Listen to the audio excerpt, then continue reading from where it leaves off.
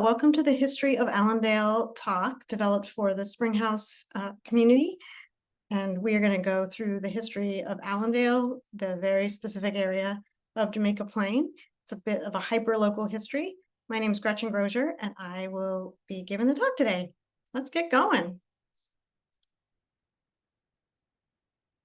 So first of all, we should establish where the name Allandale came from. And that was based on a house that was built in the mid-1800s. I found a few dates, so I decided to just be generic there rather than trying to pinpoint it. But it was built by a man named Stephen Miller Allen, and he was A-L-L-E-N, but he called the house Allandale, A-L-L-A-N-D-A-L-E. I guess he thought it was more picturesque, but anyway, that's where the name of the area eventually takes its name from. The first house, Allandale, this was an estate. It burned in the 1880s, in the early 1880s, and a new shingle style house was built by the then owner, Charles Souther. And the picture that we're showing here is a card showing that shingle style house from the 1880s. So we've established Allandale comes from the Allen family, who had a different spelling. And I'm going to try and refer to maps a couple times throughout the presentation just to orient people. And hopefully you'll be able to see my cursor. But here is Allandale. It has a drive that goes around the house. There's the word Allandale labeling it. There's a pond here and a little building. We're going to talk about all these things.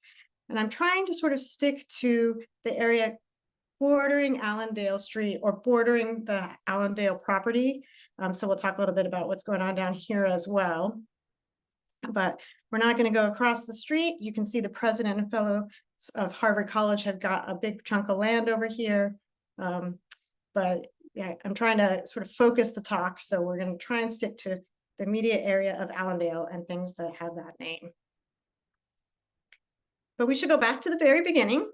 So the way that the landscape in Allandale, this area of Jamaica Plain, was developed was thanks to the glaciers. So we had an ice age, the last ice age.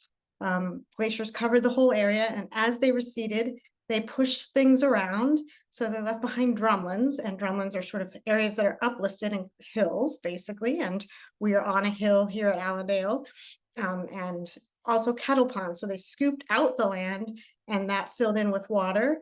And we have a kettle pond just down the road at Jamaica Pond. And then we also have to thank geological forces, although much earlier than that last ice age, for Roxbury pudding stone. And all of Jamaica Plain is ledges of Roxbury pudding stone. I'm showing you a picture in the Arnold Arboretum. This is on Hemlock Hill. You can see that beautiful Roxbury pudding stone that was created with sandstones and bedding pebbles, hardening. And it is a wonderful stone. If you are building in this area, you are digging out the Roxbury pudding stone. So you often see house foundations made with it, because if you're digging a hole for a foundation, you're digging out the pudding stone. So why not use the material on site? And very often retaining walls around a property would be made out of Roxbury pudding stone. And there are some quite nice retaining walls out on Allandale Street you can see made of Roxbury pudding stone. It's wonderful. It is the state rock, technically called Roxbury conglomerate, if you want to go with the official geological name. Then we should talk about the very first humans that arrived. And I used a really great article from the Arnold Arboretum. The link is down at the bottom, and I'll make sure it goes onto the webpage where we post this presentation, a bibliography of some of the sources. But we know that in the Arboretum area, they found artifacts from the indigenous people in the Middle Archaic period, which is 7,500 years ago. They found things like the hunting point I'm showing on the screen here.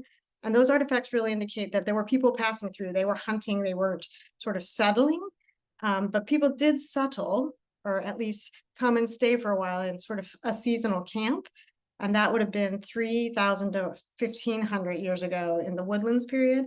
And things like hearse and other things that sort of show that people maybe came, stayed in the area for a little while, and then moved on. Those exist.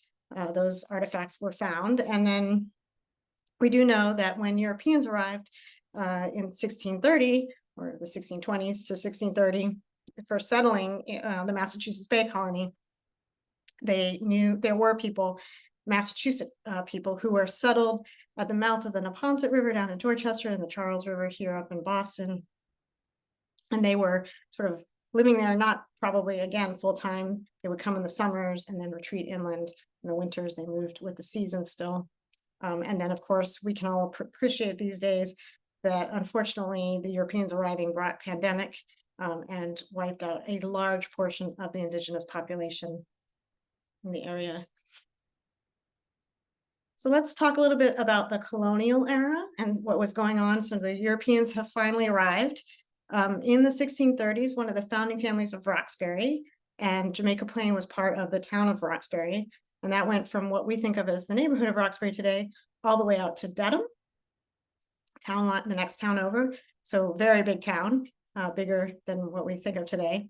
But one of the founding families was the Welds. There were several Welds that came over, and one of them was Captain Joseph Weld, who fought in the Pequot Wars. So he was given a land grant in the 1630s, and then after the Pequot Wars in the 1640s, he got even more land. So he had about 638 acres in total as part of his sort of payment for his work in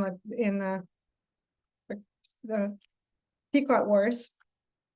So he got that information, he got that land, and we can think of it as sort of the Forest Hills area of Jamaica Plain, all the way across to where we are now in the Allandale area. So a big portion of what was actually called the Jamaica end of Roxbury at that point. So they're the landowners in this area in the colonial era. And then Center Street, which runs along the edge, about 2 blocks from the property we're at for the talk. That was the road to Dedham. It was a road south, probably followed some old Massachusetts trails, and it was the way you went south to Dedham and then on to Providence. It was a post road.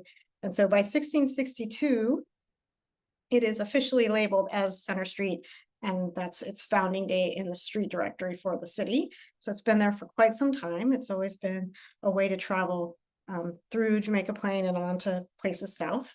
And then we should talk about the mile markers that are on the Center Street. They were placed by Paul Dudley. Paul Dudley comes from an old Roxbury family, and he erected a series of mile markers on many roads, not just Center Street. And they were, I would say, a sort of early campaign sign. He, as you can see, he put his name on it. I'm showing you the 5-mile marker on this picture.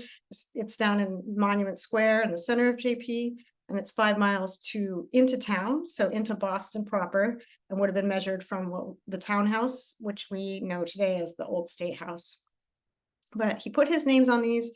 We have the 4-mile marker in Hyde Square, and the 6-mile marker is actually right here in Allandale. If you walk out of Springhouse on Allandale Street, walk over to Center Street and go across the intersection carefully because it is very busy. But walking straight ahead from Allandale Street, you will run into a beautiful Roxbury pudding stone wall that's on the edge of the Arboretum, and embedded in that is the 6-mile Dudley stone. But anyway, he put these markers out with his name, and he was campaigning. He was an esquire, he was a lawyer, and he really wanted to be appointed to the Supreme Judicial Court in the colony, and they worked. He did actually get that position, and was eventually the Supreme Judicial, the head of the Supreme Judicial Court, the Chief Justice. So but they are very permanent. They are granite, and they are around, and they're fascinating. There's an article on our website if you want to read more about them. But that's sort of the colonial era. We've got the mile markers, we've got Center Street, we've got the Welds holding land. As time progresses, we're going to go into the early republic. So now I'm showing you a Revolutionary War monument. We'll talk about that in a second. Colonel Eleazar Weld, who is the great-great-grandson of Joseph, who got the original land grant, has debts. He was in the army during the Revolutionary War, or he was a Minuteman, and they didn't pay folks. So he had incurred some debts, and in order to settle his debts, he sold his land He sold 100 acres or so to Benjamin Bussey, and that eventually becomes the Arnold Arboretum. But like I said, we're going to try and sort of keep to the local area, so we're not going to talk too much about that, but one piece of land goes there. And then a lot of the rest of the land goes to Thomas B. Williams. So Thomas B. Williams buys the side of Center Street that we're on, so he would have owned the piece of land here. And then he eventually sells to the Allens. Remember, the Allens are the people that come up with the name Allandale. They sell to the Wellingtons, and the Wellingtons sell to the Southers. And we're going to go through all those folks, but we'll do it when they sort of come into the picture. But now we're in sort of early 1800s. The Weld family doesn't own this immediate property. The Williams do, and Benjamin Bussey's across the street. And this marker that I'm showing is actually on Peters Hill. It's part of the Walter Street Burying Ground in the Arboretum. It is the marks the space where a mass grave was found. The Loring Greenough House, which we're going to talk about a little bit later on in the presentation, was a field hospital during the Revolutionary War, and there were British soldiers there after the Battle of Bunker Hill. And there was a smallpox outbreak, and they buried them in a mass grave very close to where the Green Street Tea Stop is today. And actually, that's what's in my background. Well, the Jamaica Station, which is where the Green Street Tea Stop is now. And they got very carefully exhumed and then brought over to and buried under this burial in a mass grave in a sanctified space. So it's a good story. It's not quite in our area, but it fits in the time frame. And Colonel Eliezer Weld would probably have appreciated, I think. So the other piece of the other thing that was in the area in sort of that colonial / early Republic era was the Peacock Tavern. So Center Street is the road to Dedham and points south. And so we've established the 6-mile marker is here. So the Peacock Tavern was known, the sort of way to find it was at the 6-mile marker. It was a very helpful wayfinding tool. Thank you, Paul Dudley. And it's also 6 miles if you're traveling by carriage or horse out of Boston. It's probably a good place to stop and refresh yourself. So that the Peacock Tavern was well known. The first tavern keeper at the Peacock Tavern was a man named Lemuel Child. He was a captain in the 3rd Parish Minutemen. So along with Eliezer Weld, he was in that group. And so he was the tavern keeper. There's stories about British soldiers who were sieging in Boston, coming out to ice skate on the pond and coming over to the Peacock Tavern. They were unruly fellows. There's much dismay by locals at their activities, but I'm sure there were some unruly fellows that were not British soldiers as well. They got those scorn from the locals. Then in 1794, so after the Revolutionary War, the Peacock Tavern is purchased from Lemuel Child by the son of Samuel Adams, and he also gets 40 acres of land. And in 1794, Samuel Adams Sr. was the governor of Massachusetts. So he was living out in JP during sort of the summer time frame. He was very good at being a politician, but he was never known for being good with money. So at this time, he's kind of always lacking money, but he was very dependent on his son, and his son is kind of helping him maintain his lifestyle. And then there is a famous chronicler of Roxbury history, Francis Drake. He wrote a book in the 1870s about the history of Roxbury. And because it's almost Halloween and almost October, I decided I should throw in this picture of the werewolf, because Francis Drake talks about the Peacock Tavern in his history of Roxbury. And he does talk about a werewolf coming to visit the tavern. So that is on our website, and I just thought it was kind of appropriate and an interesting story. I mean, who doesn't want a werewolf story in your tavern back in the day? And that would have been in the colonial era.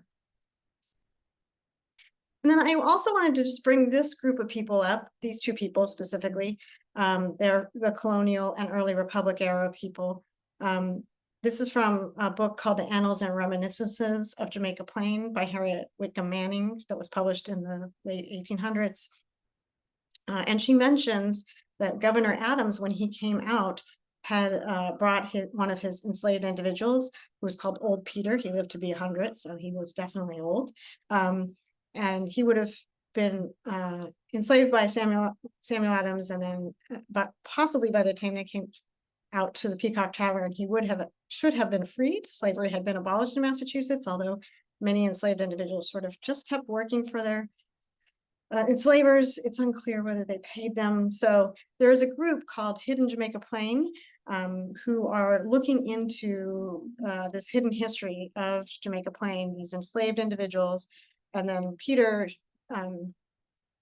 lived here, and it sounds like from Harriet Whitcomb's reminiscences that his son Simeon stayed on and was known as sort of as a handyman. So he was working for people and sort of wood chopping and various things.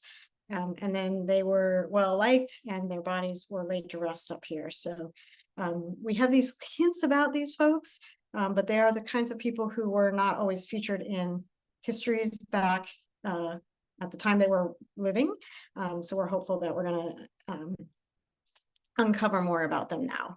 We're interested in who they were and what they did. So keep looking at our website. We'll hopefully, the Hidden History of JP group is working on articles.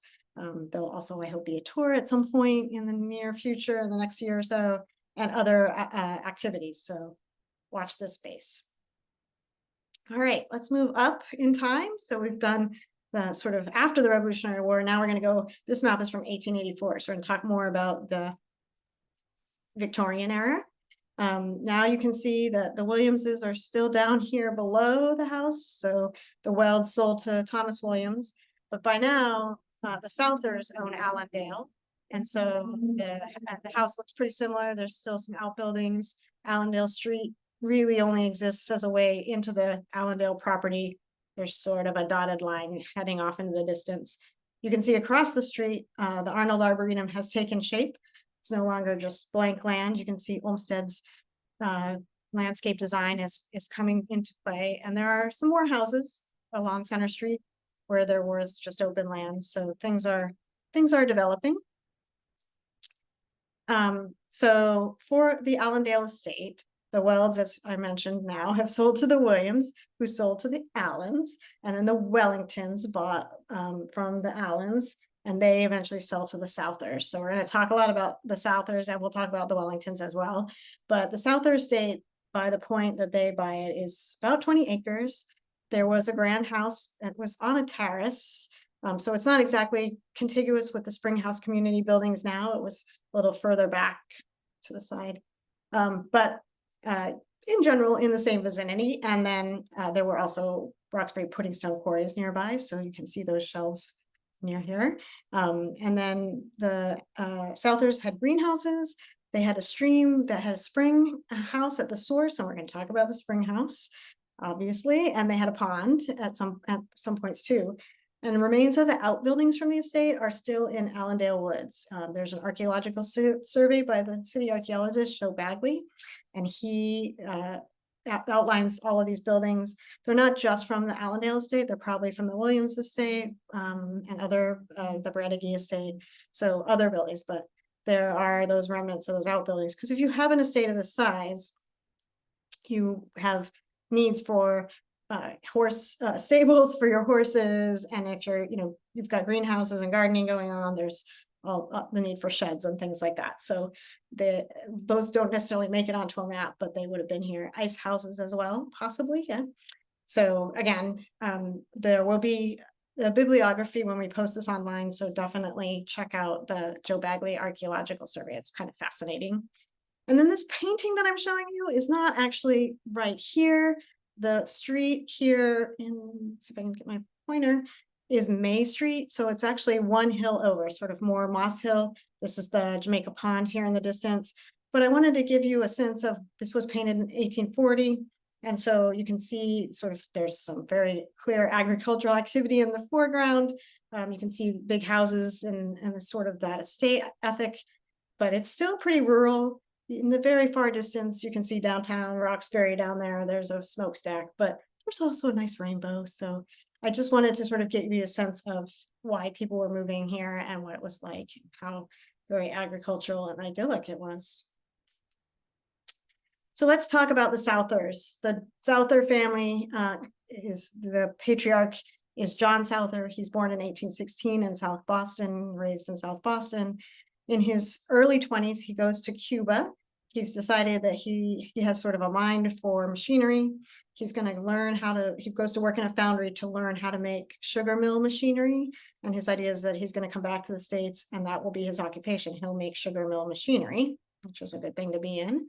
But when he gets back to Boston, he is actually recruited by a man who is opening the first locomotive works in New England, and he starts to work on locomotives, and he works for him for a few years, but then he ends up founding his own Globe Locomotive Works, and they made steam trains. So there is a beautiful locomotive train in the background here from September 1853, built by the Globe Locomotive Works. And they build hundreds of trains. They are well known. And he also, because he has this mind for machinery, invents the steam shovel and the steam dredger. And those tools, the locomotive, the steam shovel, the steam dredger, make very large scale projects, construction projects possible. And he changed the face of Boston for sure. The topography of Boston is greatly changed by Souther's machines, Souther's monsters. I've seen them called his steam shovels. And we're going to talk about one of them in a second. But he also changed the face of the planet, because the Suez Canal, the Panama Canal, big projects like that are made possible by having the steam shovel and the steam dredger. He's also involved with the US Navy during the Civil War. He works on making steamships for the Navy, as well as he's involved with the ironclads, the boats that we all remember, the great ironclad wars and battles in the Civil War. So he was involved with that, and he retires in 1881. So let's talk about one of the big projects that John Souther helped make possible that changed Boston. And I know I said we were going to stay hyperlocal, but this is a pretty big project. We should just go down to the Back Bay for a second. So the Back Bay neighborhood of Boston is entirely landfill. It was a tidal marsh at the back of the Charles River, a bay at the back of the Charles River, hence the name. But it had been cut off. There had been a causeway built with railroads, and the flushing action of the tide for the Charles was no longer flushing out this marsh, and a lot of sewers from Boston emptied into this area. So it was becoming a bit of a health hazard. I'm sure it was amazingly bad smelling at low tide. And so the city decided they needed more land. They need to get rid of it. It was a health hazard, but also it would create, if they filled it, they could create more land and then have places for more houses and more buildings and more taxes. So that was going to work out well. So Souther's shovels are brought out to Needham Heights. So Needham Heights is at the sort of 128 area of Boston, the road that goes around Boston. You can see what was Needham Heights back then from there. And then they created a special railroad that actually a new railroad line, which is sort of more or less where the D line is today, on the Green Line. And they had these special cars. So he invented the shovel. He invented this train that you see. They're gravel cars and they tip. It's a little hard to tell behind these men in the top hats. I love that they're on the building site in their top hats. But the cars would be filled with gravel, and every 45 minutes one would leave to go into the Back Bay. It would arrive to wherever they had filled to. They would tip them out. Men with shovels would meet them and move things around. And there were 25 trips a day, 6 days a week. And the project started down by the Common and the Public Garden, and it worked its way out to Kenmore Square. So from 1857 to 1888, they filled in the neighborhood of the Back Bay, thanks to the great inventions of John Souther, sorry. Charles Souther was his son, and we saw on the map that he had purchased the house and built the shingle style house that became the Allandale that people kind of remember. And one of the people that lived there that people remember still to this day is Miss Souther, Marguerite Souther, known as Rita to most people, or really to Miss Souther, to her students for sure. She attended Smith College and came home, and by that point, her family circumstances had dwindled. I think John Souther was very good at making money, and his son was perhaps good at spending it. So Miss Souther found herself in need of figuring out a way to make some money, and so she started teaching dance classes. She taught dance classes from the 1920s to the 1960s at Elliott Hall, which we know as the Footlight Club. And she was apparently quite a strict teacher. We have several reminiscences, and have actually heard from people yesterday when we gave this talk live in front of the audience. There was somebody there who had taken her classes and could speak to her strictness. And she was strict about, she was rigorous in her teaching, and she was strict about what people could wear. So if you wore a cut too low cut, if you were a woman and you wore a girl who wore something too low cut, she would make you go home and put some lace over it. There's a story about her going into the boys' bathroom during a dance. So she not only taught people dancing, but then she would have dances to, show off the skills, I guess. And she barged into the boys' bathroom and took a flask out of somebody's hand. So she was a formidable force, I believe.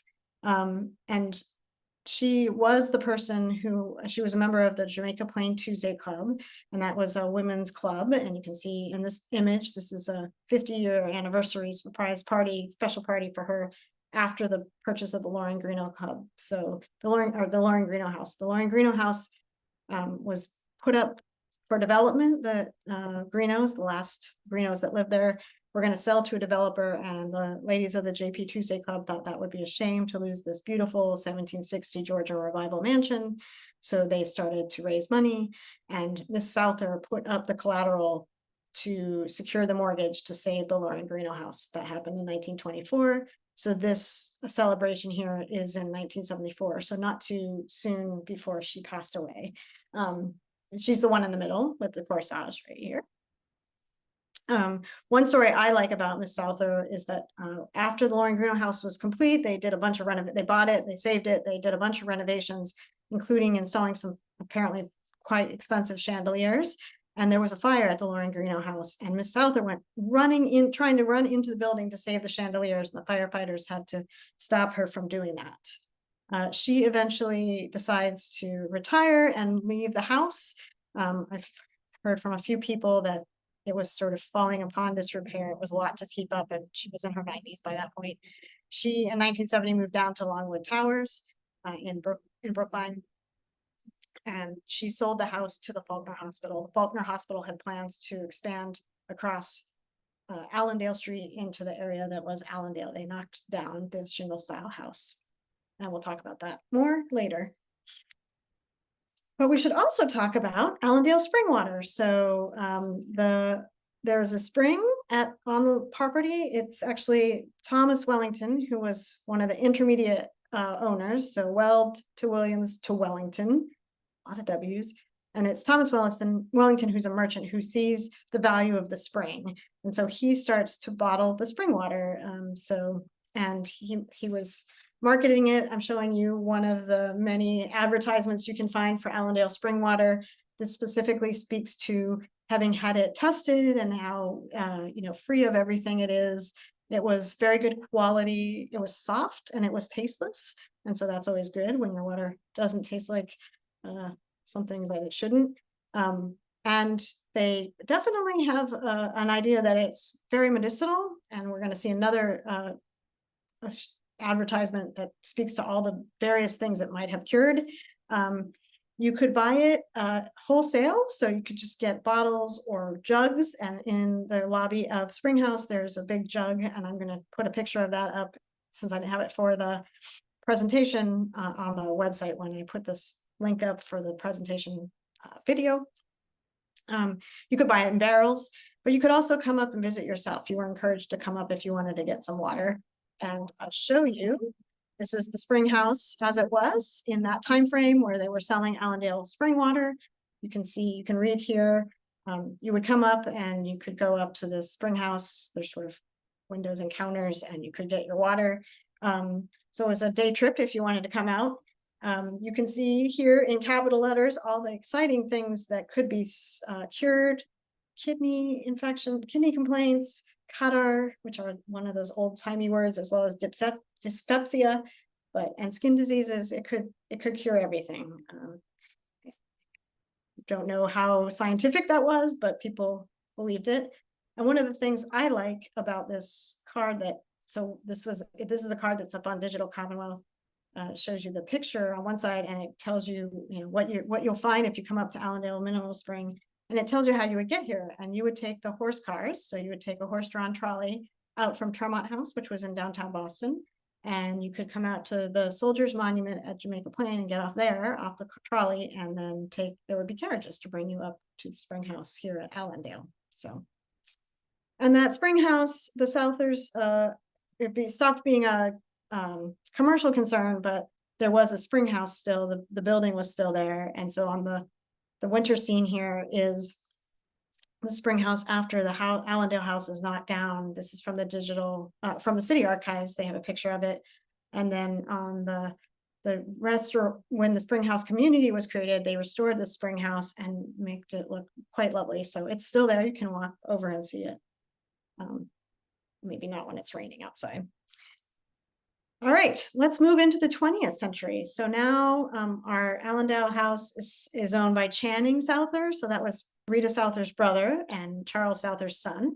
And you can see Allandale Street has become formidable. It's really there. You'll also see Brandegee here, and you can see the parkway is planned. And then I've actually circled Harriet Manning Whitcomb's house, which was just up the street from here, because I'm going to talk about her next. So just so you can picture where she was living, just center. And here's a picture of her. Harriet Whitcomb Manning published the Annals and Reminiscences of Jamaica Plain in 1897.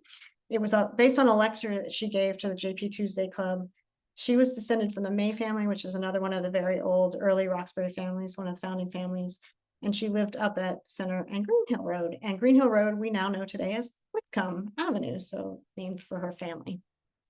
The link to her Annals and Reminiscences is on our website. We have it on our website. I like this photo. I just think she looks quite pleasant. And also, it's people like this that take the time to compile local history and make sure it gets published for future historians to look at, that make my day. So I just thought I'd let you know. And then she's the one that mentioned Peter and Simeon Giles. So, but she was very good at chronicling many things. So it's worth a read if you're interested in JP history.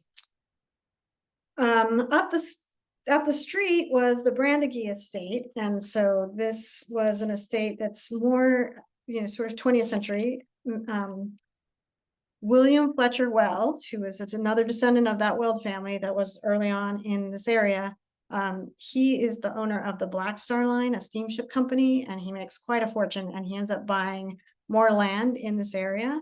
And he also leaves money to two of his granddaughters, Isabella Weld, who becomes Isabella Weld Lars Anderson. So she's Mrs. Lars Anderson, and she and her husband Lars had an estate over in Brookline, Lars Anderson Park. And then her cousin Mary Weld also got money and land from her grandfather, and came to create the Brandegee estate. By that point, she had been married once to Mr. Pratt, and then she marries Edward Brandegee as her second husband. And so between 1891 and 1905, they buy up land and build buildings. So it became eventually 195 acres. So it was both on both sides of Allandale Street.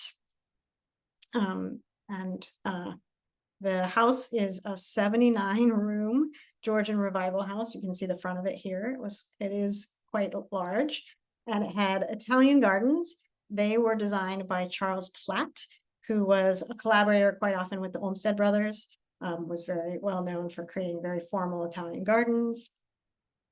And they have a quite grandiose Georgian Revival stable, which by the 1960s, a Brandegee son had started working with the city. He leased it to the city for $1 a year.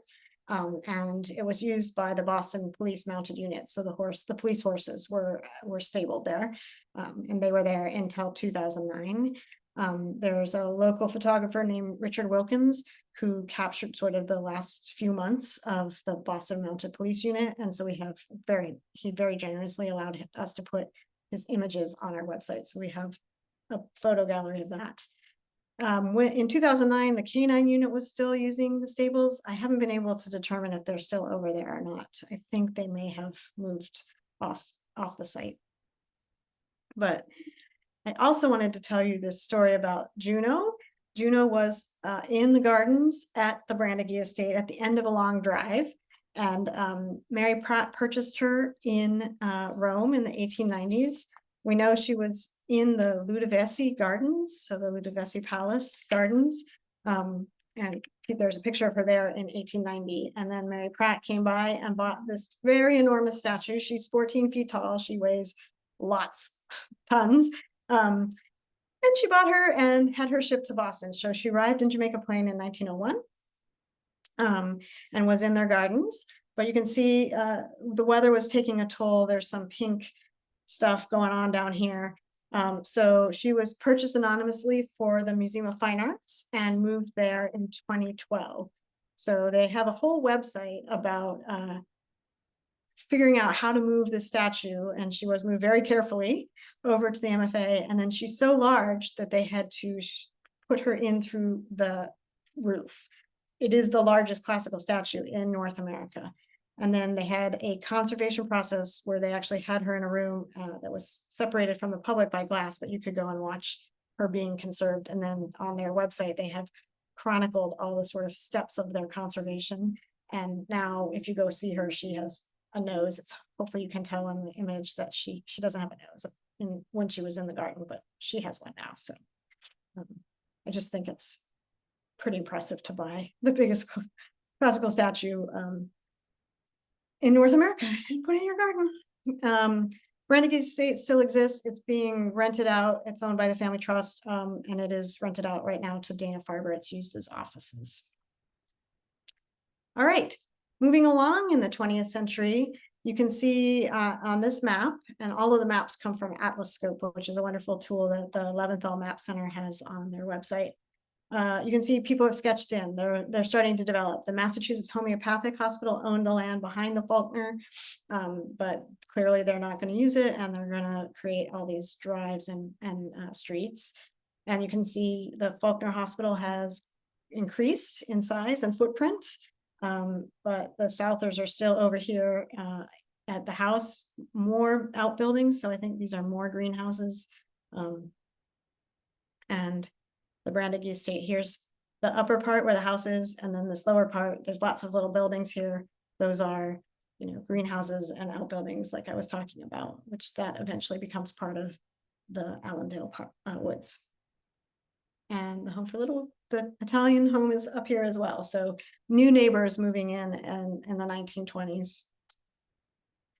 So quickly about the Faulkner Hospital, because I know if we talk about everything we'd be here all night, and we don't want to do that. So the Faulkner Hospital was incorporated in 1900, and it came from a bequest it was named in honor of Dr. George Faulkner, and the bequest was from his wife, Mary. They lost a daughter when she was quite young, and they were very firmly believed that people should have access to local hospitals, that there should be a place in their neighborhood. They were from Jamaica Plain, so they scouted the site and realized this space up here would be a great one for a hospital. So they built these buildings, and they opened in the early 20th century. John Souther, of our steam shovel inventor, was very involved in the hospital, gave them money, was on the board, and so he kind of features in the story. And then, as I mentioned, Faulkner purchased, when Miss Souther decided to retire and move to Brookline, the Faulkner purchased the house that was on the first slide, and they knocked it down and had these plans for expansion, but local neighbors put up a fight. They did not want to see that, and it never came to fruition. And we'll talk about what happened in a minute. Other things nearby bearing the Allandale name that came to being sort of in the 20th century, Allandale Woods. the city, what was remaining of the Williams estate was purchased by the city in 1894 because the city had realized they had to figure out a way to get people from sort of the Arboretum and Center Street over to West Rocks Bay Parkway. And so they envisioned a new parkway that would do that. So they purchased the land in 1894, but being a city project took a little while. So they finally put the VFW Parkway in 1936, but they left the land that wasn't used for the parkway as open space. And so they set it aside and it became Allandale Woods. They bought more land from the Brandegee estate in 1975, and it is now an urban wild, which means that it is parkland, it is set aside, it is not maintained sort of park-like, it is left to be what it is. It's a wild, and it is the second largest one in the city, and it's wonderful. And I think I mentioned already, but I'll mention it again. Joe Bagley did an archaeological survey of it, and it's just really interesting to read that. And at the end of that, there's a great article by Richard Heath and another person whose name I'm forgetting, who did sort of a survey about Allandale Woods and talked about it as well. So worth a read. We also have Allandale Farm. It is in both Boston and Brookline, but Boston likes to say we have one working farm left, and that would be true because part of it is in Boston. It's 130 acres. It's actually on Allandale Road, because the address is in Brookline, and in Brookline it's Allandale Road. In the Boston side, it's Allandale Street. It's part of the land that was purchased by William Fletcher Weld, sort of mid-19th century. It's one of the oldest privately held family farms continuously run in the United States. It's a treasure. It is now an organic farm, entirely organic. There's both a farm store and the garden center. They have summer programs for children. They have a community supported agricultural farm share. They also have many community events. So yoga, bird walks, story times, there's lots going on. It's a vibrant and wonderful piece of land in our neighborhood. So, all right, now let's wrap up and talk about 2023. So this is a screenshot from Google Maps earlier this week. And you can see that now in 2023, Springhouse Senior Living is here. They still have a loopy road, which I quite like. It sort of takes back, but you can see there's mostly green. Lots of, that is all the Boston Urban Wild. So that's the Allandale Woods. Center Street still running along the way. Faulkner definitely expanded across the street, across Allandale Street, and expanding even further now. I can see the crane in the distance from where I live. So the Springhouse Community is on the Allandale estate site. The house was torn down by the Faulkner Hospital when they were planning to expand. When those plans didn't go through, Mount Pleasant Home actually eventually purchased the land from the Faulkner, and they planned the Springhouse Community. It opened in 1996.